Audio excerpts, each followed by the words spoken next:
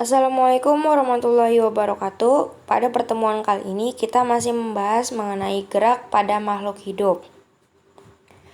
Tujuan pembelajaran: peserta didik dapat menjelaskan gerak tumbuhan dan faktor-faktor yang mempengaruhinya.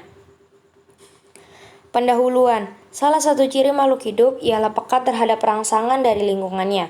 Kemampuan ini disebut dengan iritabilitas. Bentuk tanggapan terhadap rangsangan tersebut bermacam-macam. Namun, secara umum, bentuk tanggapan yang tampak ialah gerak. Berdasarkan arah datangnya rangsangan, gerak pada tumbuhan dibedakan menjadi 3, yaitu gerak endonom, gerak higroskopis, dan gerak esionom.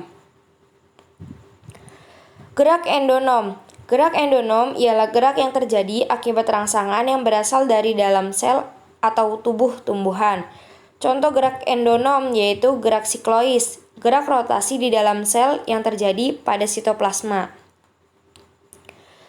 Gerak higroskopis. Gerak higroskopis adalah gerak bagian tubuh tumbuhan karena pengaruh perubahan kadar air di dalam sel, sehingga terjadi pengerutan yang tidak merata.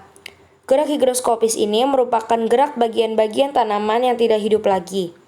Contoh gerak higroskopis antara lain merekahnya kulit buah-buahan yang sudah kering pada tumbuhan polong-polongan, misalnya pada tumbuhan kembang merak. Pecahnya kulit buah dan terpentalnya biji sebenarnya merupakan cara tumbuhan tersebut memancarkan alat perkembangbiakannya. Gerak esionom. Gerak esionom ialah gerak tumbuhan yang disebabkan adanya rangsang dari luar. Gerak ini dapat dibedakan menjadi 3, yaitu gerak nasti, gerak tropisme, dan gerak taksis. Gerak nasti. Gerak nasti ialah gerak tidak bebas organ tumbuhan karena adanya perubahan tekanan turgor akibat adanya rangsangan dari luar. Tekanan turgor adalah tekanan air pada dinding sel yang disebabkan oleh perubahan kadar air dalam sel. Bila kadar air meningkat, maka tekanan turgor meningkat. Bila kadar air berkurang, maka tekanan turgor menurun.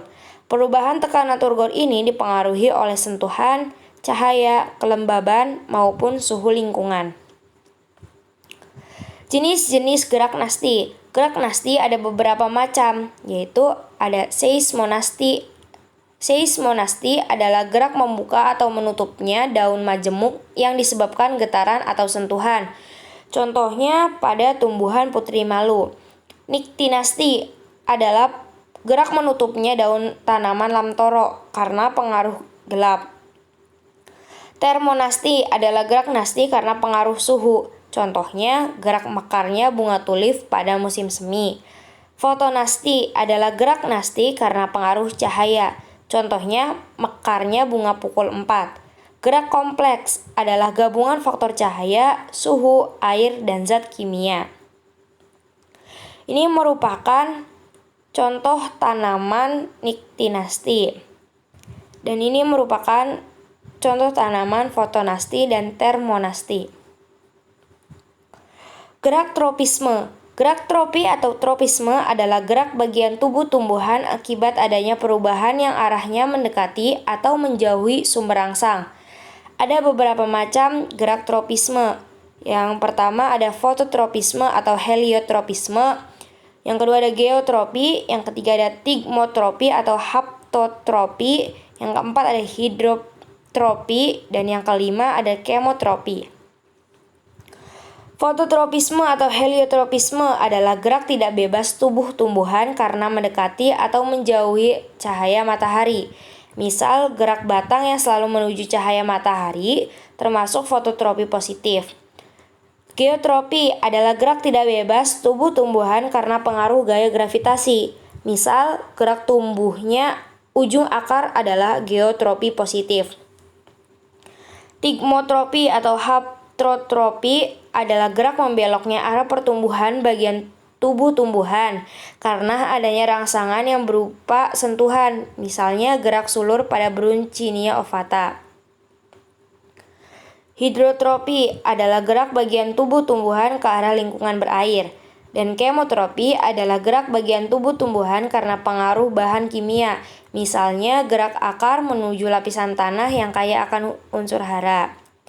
Gerak taksis. Berbeda dengan gerak tropi dan nasti di mana keduanya merupakan gerak tidak bebas, maka taksis adalah gerak bebas atau pindah tempat seluruh tubuh tumbuhan menuju atau menjauhi sumber rangsang. Bila arahnya mendekati sumber rangsang, maka disebut taksis positif. Namun, bila arahnya menjauhi sumber rangsang, disebut taksis negatif. Ada beberapa macam gerak taksis, yaitu ada fototaksis. Fototaksis yaitu gerak taksis tumbuhan yang mendekati sumber cahaya, contohnya pada pergerakan Eugleigna viridis.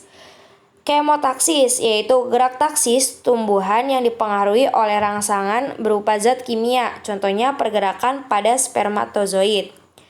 Contoh gerak taksis: gerak pindah tempat organel kloroplas di dalam sel-sel tumbuhan Elodea ketika sel disinari.